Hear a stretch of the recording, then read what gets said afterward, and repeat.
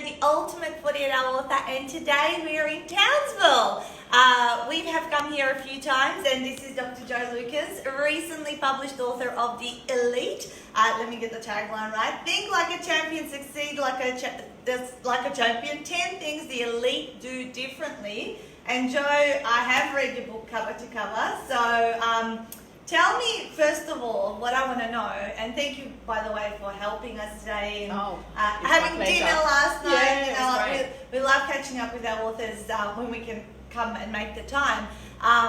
You were in this room, you just told me before, 12 months ago to the day. It was the Wednesday, so so it's exactly a year ago. So it was quite interesting for me this morning thinking about that and thinking about what a year it's been.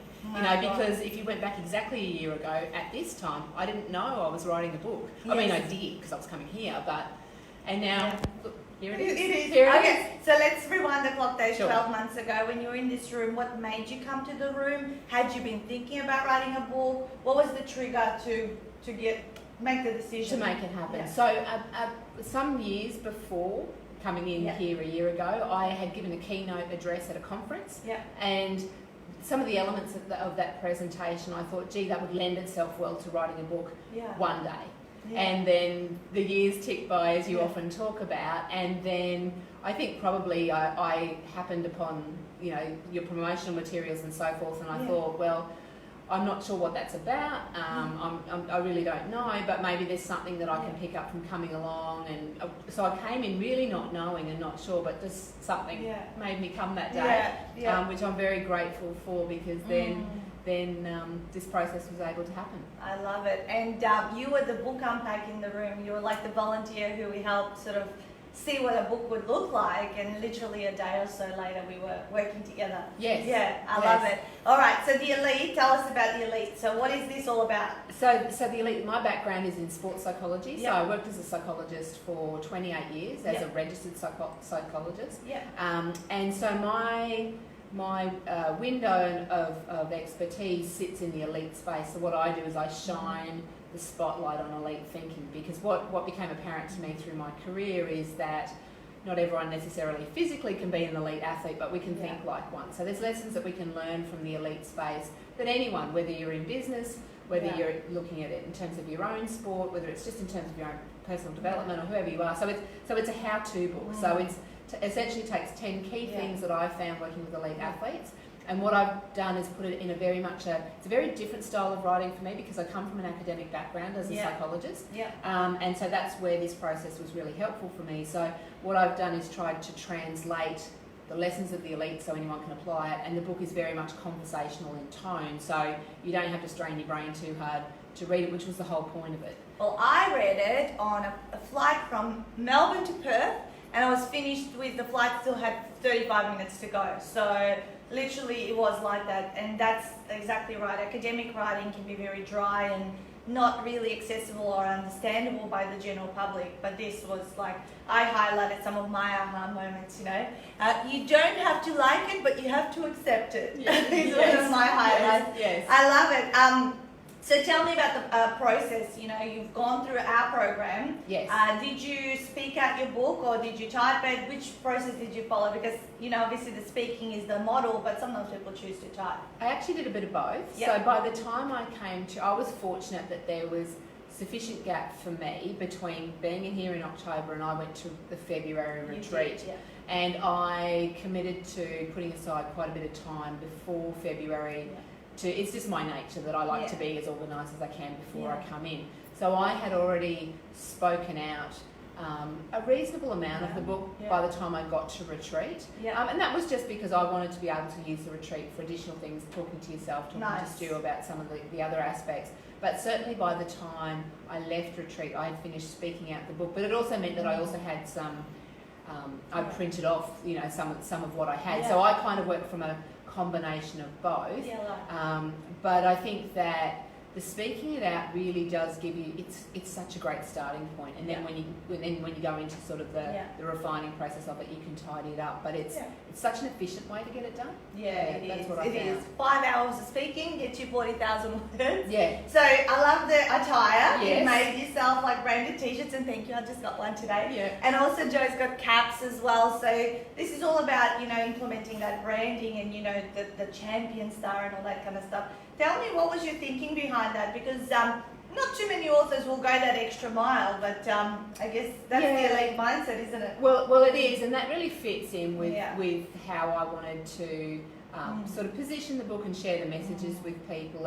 And the shirts actually started, I wanted them for my launch, and then I found people like them. So they are actually. And you said I like wearing Superman ones, but I think this is kind of becoming a bit of a, you know, your own thing. It's sort of being identified from that. And what's been nice is that I'm, you know, obviously based here in North Queensland, so I used a local supplier who's about 200. Actually, you would have driven past them on your way down from Cairns yesterday, so about 200 kilometres up the road. But nice to use a local person.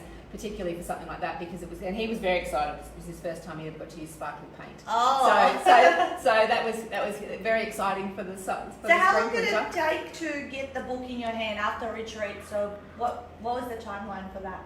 So the retreat was at the end of February, and I had the book mid-June. So I think, and might give you an idea as to how I think it was 111 days, if we want to be precise about it. 111 days from retreat to. And I normally say, it was. I say 3 to 4 months. So 3 to 4 months is about that 100. It's about what it was, and I pretty much kept to your deadlines. And I think one of the things, and I think I must have messaged you and Stu 3 or 4 times when those Monday emails come through with you might be thinking this, and I was like, I've got cameras set up in my study because you've obviously seen the process so many times, and even though we are all so different in how we do it. The moments of excitement, and the times when some days are harder than others, and on all those sorts of things. But there's obviously a process that people go through from your angle, from just like the elite go through certain mindset principles. So do first-time authors. Absolutely. And so I guess that's what was so reassuring about the process for me. That I've often said it to both of you. I felt like I placed myself on the Denman conveyor belt, and that's a very nice conveyor belt, because what it is what I mean by that is it's a very supportive process, so that you were never more than an hour away, which in terms of me sending any query, and so everything that I needed to know, there was support there to help me through it. So that was good, and I had 1 or 2 wobbly moments there, and Stuart nearly got me in tears one day, but that was all good. But that's all part of it, isn't it? It's all part of that journey, and it's interesting.